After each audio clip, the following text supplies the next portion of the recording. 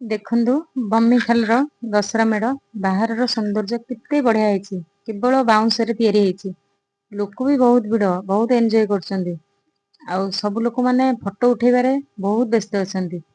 ଆଉ ଦେଖନ୍ତୁ ଆମ ଝିଆରୀ ଆଉ ମୋ ଭଉଣୀ ସିଏ ବି ବହୁତ ବ୍ୟସ୍ତ ଅଛନ୍ତି ଫଟୋ ଉଠେଇବାରେ। ଦେଖୁନ ମୋ ଝିଆରୀ କେତେ ପୁରା ଫଟୋ ଉଠେଇବାରେ ମସ୍ତି ଯାଇଛି। ଦେଖନ୍ତୁ ବହୁତ ବଢିଆ ହେଇଛି ଠାକୁର। ବର୍ତ୍ତମାନ ପାଇଁ ବମ୍ବିଖାଲ ଗେଟ୍ ଦେଖନ୍ତୁ ବହୁତ ସୁନ୍ଦର ଲାଗୁଛି। ଆଉ ସିନେରୀ ଟା ବି ଦିକର କରିଛନ୍ତି, ପାହାଚ କରିଛନ୍ତି, ଆଉ ସୁନ୍ଦର ଲାଗୁଛି।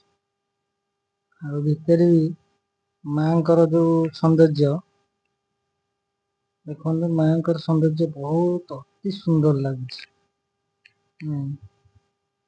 ଦେଖନ୍ତୁ ମାଙ୍କର ଫଟୋ ଟା, ଆଉ ଭିତର ବି ସ୍କ୍ରିନ୍ ଟା ବହୁତ ଆହୁରି ବି ସୁନ୍ଦର ଲାଗୁଛି।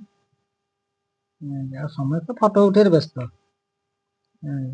ମାଙ୍କ ଫଟୋ ଟା ଉଠେଇ ଦେଇକି କେମିତି ଭିଡିଓ ଅପଲୋଡ କରିବା। ଆଉ ନେକ୍ସଟ ଭିଡିଓ ଆମେ ଯିବା ଆମର ରସୁଲଗଡ। ରସୁଲଗଡରେ ବହୁତ ସୁନ୍ଦର ହେଇଛି। ଆଉ ଏଠି ଦେଖନ୍ତୁ ବାଉଁଶରେ କେମିତି ତିଆରି ହେଇଛି। Next video Rasulgarh.